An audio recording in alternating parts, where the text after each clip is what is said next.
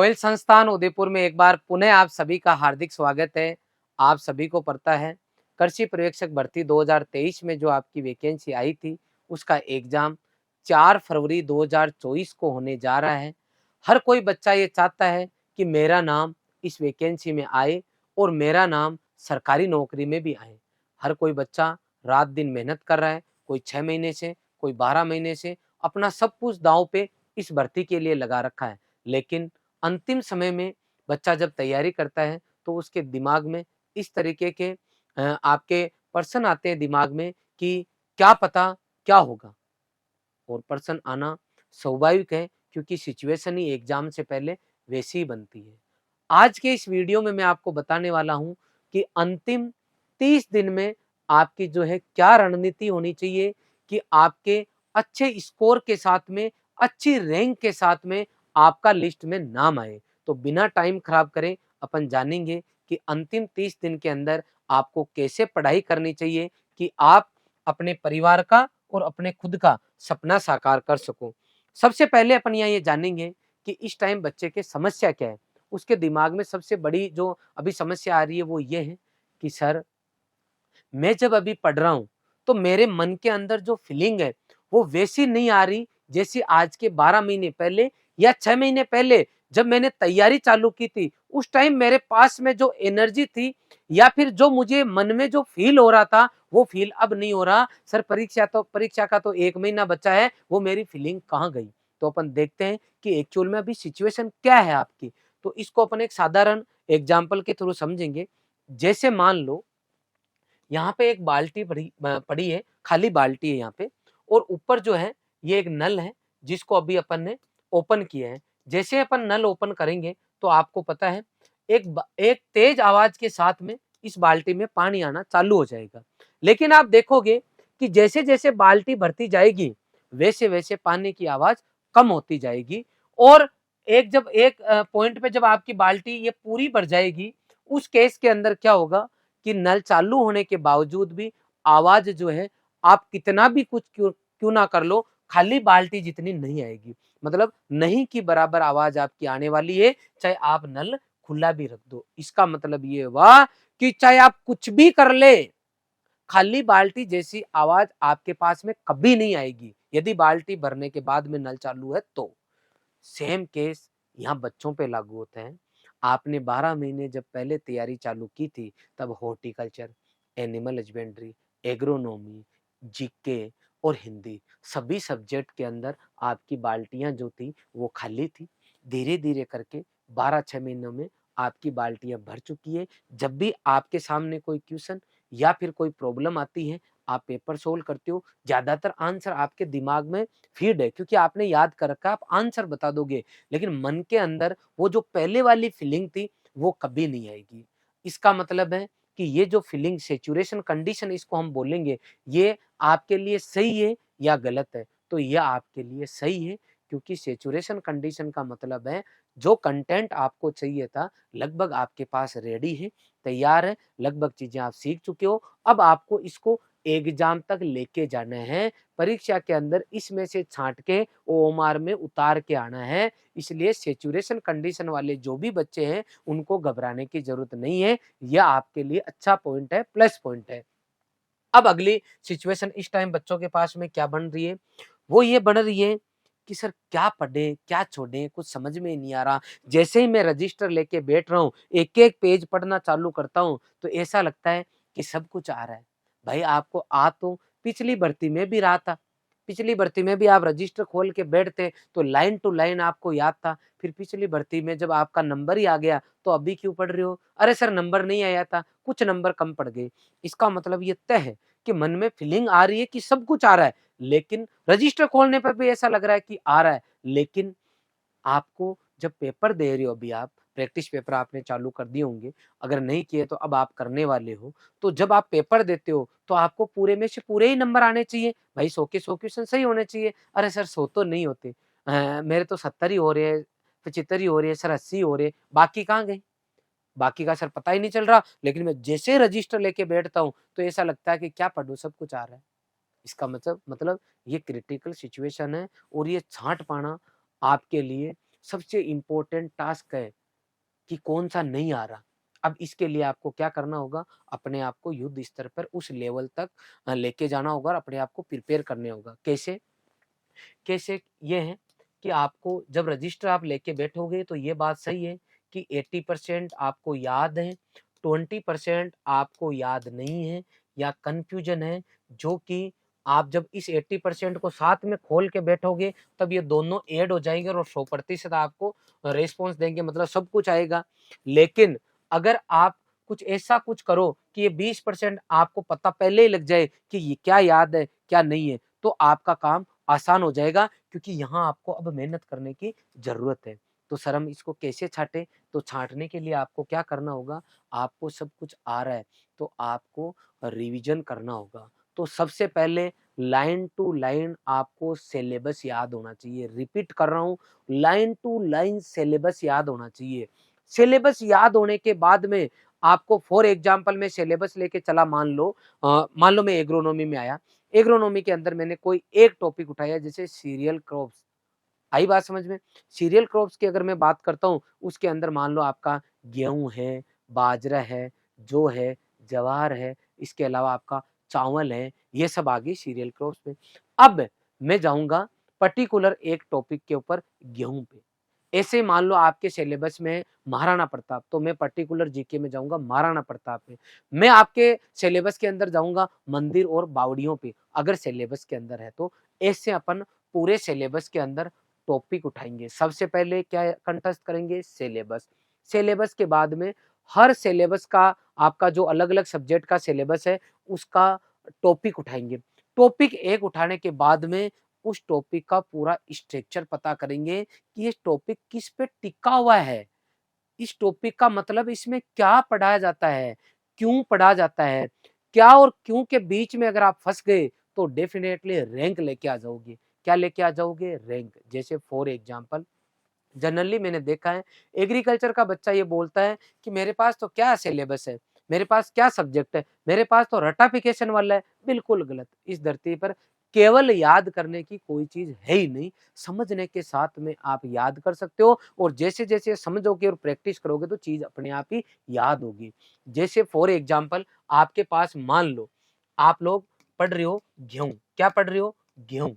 तो अब आपको क्या करना है, इस गेहूँ के स्ट्रक्चर को पूरा ध्यान में रखना है कि इसमें हम क्या पढ़ते हैं और क्यों पढ़ते हैं। तो सबसे पहले अपन गेहूँ की बात करेंगे, तो मैं यहाँ सबसे पहले एक देखो आपके पास खेत लेके आया हूँ गेहूँ के लिए, तो खेत के लिए मैं सबसे पहले देखूँगा कि गेहूँ कब होता है, कौन-सी सीज़न में होता है। तो आपको ये पता लगा कि इस सीज़न में होता है। गेहूँ के लिए क्या टेम्परेचर होता है, तो आप टेम्परेचर पे आ गए। अब गेहूँ टॉपिक पे आएँगे। सबसे पहले अपन मौसम के अकॉर्डिंग हाथ में गेहूँ ले लिया अपन ने। अब सबसे पहले तो ये जानेंगे कि है क्या? तो गेहूँ का बॉटनिकल नाम क्या है? क्योंकि ये आपको पढ़ना है, जानना है।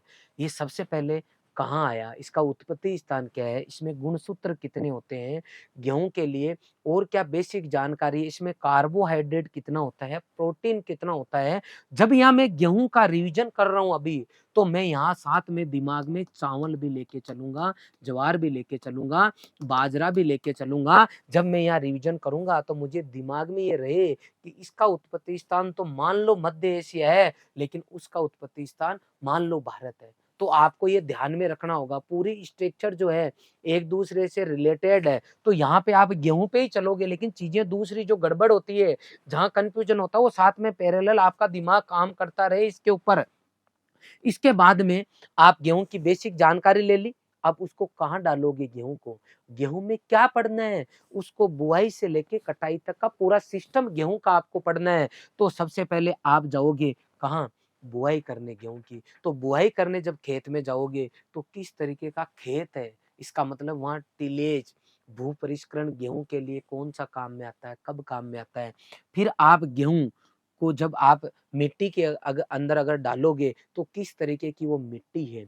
मिट्टी के बाद में जब आप गेहूँ की बुआई करोगे तो गेहूँ आपके हाथ में जो है वो कौन-सी वैरायटी का है, मतलब आपका जल्दी वाला है, लेट वाला है, मध्यम वाला है, कौन-कौन सी ऐसी वैराइटीज़ है और यहाँ कन्फ्यूज़ नहीं होना है, आपको दिमाग में सेट करके रखना है कि मैंने पहले टेस्ट दिया था उसमें मैंने ये गलती की थी क्योंकि ये जया जो है वो तो चावल की है, मैंने इसको गेहूँ की मान लिया था। मेन जो आपकी वैराइटीज़ है वो आपको यहाँ दिमाग में सेट करके रखना, फटाफट आपका दिमाग जो है रिवीजन पे चलेगा। वैराइटीज़ आने के बाद में आपने गेहूँ के अंदर उसको गेहूँ को ज़मीन में डाल दिया, मिट्टी के बारे में आपने पढ़ लिया, गेहूँ बाहर निकलेगा सिंचाई करने पे, कितनी सिंचाई गेहूँ के अंदर होती है, क्या इसकी आगे की गणित गेहूँ के साथ में चलने वाली है। फिर आगे खरपतवार आने वाला है तो खरपतवार के बारे में आप डिस्कस करोगे। जो खरपतवार काम में आ रहा है उसका मार्केट में क्या नाम है? जनरली यहाँ से क्वेश्चन आ जाता है कि मार्केट में उसका व्यापारिक नाम क्या है? फिर आप यहाँ से आगे चलोगे तो गेहूँ से मिलता हुआ खरपतवार जैसे गेहूँ सा उसका भी यहाँ आप डिस्कशन कर लोगे, उसके बाद में आप जाओगे तो आपका गेहूँ जैसे आगे बड़ा होगा तो सिंचाई की जो अवस्था है वो आएगी, यहाँ पे कौन-सी बीमारियाँ लग रही है वो आएगी, धीरे-धीरे करके मतलब आपको जो कैसा एनवायरनमेंट चाहिए वहाँ पे वो आएगी, अगर पाला पड़ रहा है, सर्दियों का मौसम है तो यहाँ अपन क्या छिड़काव करेंगे, अंततः अपन जो है गेहूँ की कटाई करके लाएँगे, उसकी उपज कितनी होगी उस पे डिस्कस करेंगे, जब बुआई करेंगे तो कितनी मात्रा में बुआई करेंगे वो आएगा। इस तरीके से आपका गेहूँ जो है एक तरीके से इन पर्टिकुलर पॉइंट पे टिका हुआ है। सेम केस के अंदर आप महाराणा प्रताप को पढ़ना चालू करोगे, सेम केस में आप टमाटर पढ़ोगे, सेम केस के अंदर आप जो है ज्वार, बाजरा, मूँग, उड़द पढ़ोगे। अगर आप चैप्टर की बात करोगे सिंचाई की, तो सिंचाई को भी आपको इसका स्ट्रक्चर कि सिंचाई में हम कहाँ से शुरुआत करेंगे और कहाँ तक एंड करेंगे। सिंचाई के अंदर पूरे टॉपिक कौन-कौन से हैं और उन पूरे टॉपिक अगर आपके दिमाग में आ गए, पूरा स्ट्रक्चर सिंचाई का आ गया, तो आपके वहाँ सामने क्वेश्चंस भी दिखेंगे कि ये क्वेश्चंस जो है सिंचाई में है। इतना काम करने के बाद में आप जो है जितने भी आपके पास ऑब्जेक्टिव ऑप्शन है, वहाँ ऑब्जेक्टिव क्वेश्चन सोल्व करने जाओगे और वन लाइनर आप आंसर दोगे। 4 ऑप्शन है तो 3 ऑप्शन को चारों ऑप्शन को जो है एक बार आप छुपा लो और क्वेश्चन पढ़ के आंसर देने की कोशिश करो। फिर ऑप्शन ओपन करो, ऑप्शन आपका एक आएगा आंसर, तो 4 के ऊपर वापस दिमाग लगाओ कि ये किसके लिए जो है हो सकते थे। कहने का मतलब इतनी गणित जब आप सेट कर लोगे और फिर आप उस पेज को खोल के देखोगे गोले की गति से, तो 2 या 3 या 1 पॉइंट ऐसा गेहूँ में मिलेगा जो आपका स्किप हो गया और वहाँ पे जो स्किप हो गया, वहाँ पे आप क्या कर लो पेंसिल से अलग से गोला कर दो। लास्ट के 1 महीने के अंदर क्या गलतियाँ हो रही है, कहाँ कन्फ्यूज़ हो रही हो, किसको बार-बार भूल रहे हो, वो बिल्कुल अलग पेज से आपने इम्पोर्टेंट लगा रखा बहुत बढ़िया। अभी आपको पेंसिल काम में लेनी है, वहाँ गोला कर दो कि जब आपने रिवीजन किया तो ये पॉइंट मेरे से क्या हो गया था, स्किप हो गया था। जब आप एमसीक्यू सोल्व करोगे, जब आप कोई नई चीज़ देखोगे, तो आप आपकी कहीं से भी आप पेपर सोल्व करोगे, कहीं पर भी अगर आप गड़बड़ करते हो, पेपर सोल्व करोगे आप मान लो आपने प्रैक्टिस किया, आपने पेपर में 5, 10, 15 गलतियाँ कर दी, तो गलतियाँ कहाँ की? थ्योरी का जो रजिस्टर आपका, उस रजिस्टर के अंदर मान लो 100 क्वेश्चन किया आपने, उनमें से 10 जगह आपने गलती कर दी, 10 जगह पढ़ने में गे गलती की आपने, नोट्स में आपने एरर कर रखी या पढ़ते वक़्त अंत में था सीरियल क्रॉस मान लो 6 और आपने 6वीं क्रॉस को हमेशा कभी तवज्जो ही नहीं दिया, वहाँ से क्वेश्चन आया, तो वहाँ पे आप जहाँ से क्वेश्चन आ रहा है, जो गलत हो रहा है, उसके लाइन पेंसिल से गोला कर लो ऐसे, उस लाइन को ऐसे कर लो, कोई दिक्कत नहीं अपने खुद के नोट्स है, जब काम हो जाएगा तो इनको साफ भी कर सकते हैं अपन। उससे क्या होगा जब आप रजिस्टर खोलोगे तो गोले वाली चीज़ आपको दिखेगी, दिखते ही आपका दिमाग काम करेगा कि मैंने उस टेस्ट के अंदर ये गलती की थी, पढ़ते वक़्त मैंने ये गलती की थी, जब मैंने रिवीजन किया तो ये पॉइंट मेरा छूट गया था। वो सब चीज़ें इस 20% में आएगी जो कि आपको आती नहीं है, सामने देखते हो तो सब आता है और पेपर के अंदर आप गलत करके आते हो। तो आपको क्या करना है अभी क्या छोड़ें, क्या पढ़ें, तो आता आपको सब है इसलिए वो छाँटना है कि क्या नहीं आता उसका तरीका मैंने आपको बता दिया और अगर आप सैचुरेशन कंडीशन में हो तो बेस्ट है। अब हम आगे बात करेंगे जो सबसे इम्पोर्टेंट है आज के सेशन की, वो है कि सिलेक्शन के लिए मेन की पॉइंट क्या है? मेन मुद्दे की बात सिलेक्शन के लिए क्या है? अपन अब आगे उसी पे डिस्कस करेंगे। मेन मुद्दे की बात करेंगे तो अपन यहाँ सीधी-सी लड़ाई ये है कि कितने क्वेश्चन आप सही करके आते हो कि आपका सिलेक्शन हो जाएगा। हमेशा इसको अपन बोलेंगे कट ऑफ, लेकिन कट ऑफ डिपेंड करती है कि पेपर का लेवल कैसा है, ईज़ी था, टफ था, इसके ऊपर पेपर का लेवल डिपेंड करेगा। लेकिन हम ओवरऑल ये डिस्कस करेंगे अभी कि 20% कोई भी पेपर है, उसमें 80% लगभग सिलेबस या 80% क्वेश्चन सब बच्चों को आते हैं। अब वो 80% जैसे मान लो किसी एग्जाम में 100 क्वेश्चन आ रहे हैं, तो 80 लगभग सबको आते हैं। अब इन 80 में से कितने सही कर रहा है बच्चा, कितने गलत कर रहा है, कट-पिट के उसके पास क्या बचता है, वो उसका लास्ट स्कोर बचता है। और ओवरऑल हम ये मान के चलेंगे कि जो बच्चा ईमानदारी से पढ़ रहा है, अच्छे से तैयारी कर रखी है, अपने आप को लाइन में मानते हुए चलता है कि नहीं मैं सिलेक्शन वाली दौड़ में शामिल हूँ, उसको हम ये मान के चलेंगे कि 80 क्वेश्चन का मैटर सबको आता है। इसका मतलब ये तय है, जब सबको आता ही है तो यहाँ हम ये कहें कि इन क्वेश्चन पे मेरिट डिपेंड करेगी, नहीं करेगी भाई, यहाँ 80 क्वेश्चन सबको आ रहे हैं। इन 20 क्वेश्चन के ऊपर पूरी गणित उसकी डिपेंड करेगी। आगे जो पॉइंट है मैं बहुत अच्छे से समझाने की कोशिश कर रहा हूँ। अगर ये काम आप कर लोगे तो बाकी जो भीड़ है उससे आगे आ जाओगे। समझना मेरी बात। कहने का मतलब 80 क्वेश्चन का मैटर सबको आता है, मेरिट डिसाइड होती है अगले 20 क्वेश्चन पे। अब 20 को मैंने 3 पार्ट में डिवाइड किए हैं, 10 क्वेश्चन, 5 और 5। सबसे पहले ये 5 क्वेश्चन वो हैं जो कि अगर आपका पेपर 95% अच्छा चला गया, 100 में से 95% 95 क्वेश्चन अगर आपने अपने मन से किए हैं, बिना ओवर कॉन्फिडेंस के, बिना लो कॉन्फिडेंस के, एवरेज साधारण पेपर की तरह किया है और पेपर करते वक्त 95 क्वेश्चन करने पर आपको आत्म संतुष्टि मिली है। 1 मिनट के लिए भी आप जो है पेपर में हाइपर नहीं हुए, 1 मिनट के लिए भी आप स्ट्रेस में नहीं गए, सब कुछ आपने जो तैयारी की उसके अकॉर्डिंग गया है, तो ये 5 क्वेश्चन हर पेपर के अंदर 5% क्वेश्चन ऐसे होते हैं जो लगता है आउट ऑफ कोर्स है, जो लगता है बहुत टफ है, जो लगता है कि ये तो छोड़ने के लिए ही बने हैं।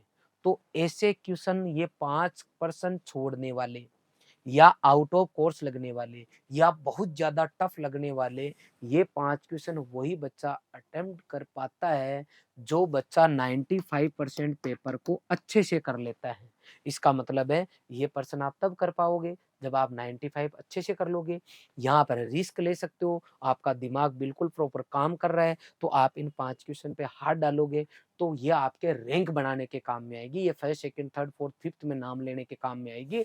लेकिन ये उस बच्चे के कोई काम के नहीं है जो बच्चा 95 क्वेश्चन जो है वो अच्छे से अगर नहीं कर पा रहा है तो ये इसके ऊपर सोचना ही व्यर्थ है। इसका मतलब है एक एवरेज बच्चा जिसको सिलेक्शन करवाना है, लिस्ट में नाम लिखवाना है, वो बच्चा 95 पे दिमाग लगाएगा। आई बात समझ में? अब इन 95 में 2 केस बनेंगे, तो 95 में था 80 तो यही निकाल दिए, तो अब अपन केवल किन क्वेश्चन पे डिस्कस करें? 20 पे। 20 में से 5 हमने यहाँ उड़ा दिए, तो अब अपन लड़ाई केवल और केवल लड़ाई सिलेक्शन के लिए, ये लड़ाई रैंक के लिए, ये लड़ाई सिलेक्शन के लिए। सिलेक्शन के लिए 15 क्वेश्चन पे जाके अटकती है। इन 15 के भी 2 पार्ट होते हैं। आप एनालिसिस करना, ये जो सब कुछ मैं आपको बता रहा हूँ, इसके लिए आपको टेस्ट की प्रैक्टिस करनी होगी। रॉयल इंस्टीट्यूट के द्वारा 1 जनवरी से 30 जनवरी तक रोजाना एक हम जो है टेस्ट पेपर आपके लिए लेके आ रहे हैं। उसके अंदर आप उस टेस्ट पेपर को फाइनल पेपर मानते हुए प्रैक्टिस करना।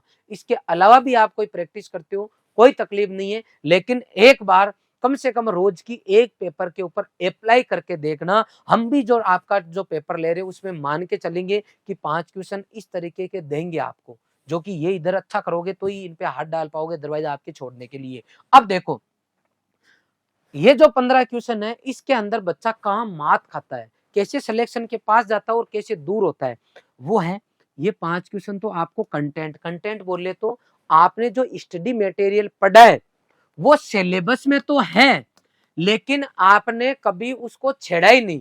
जैसे फॉर एग्जाम्पल मान लो एग्रो क्लाइमेटिक जोन है, जलवायु खंड आपके सिलेबस में है।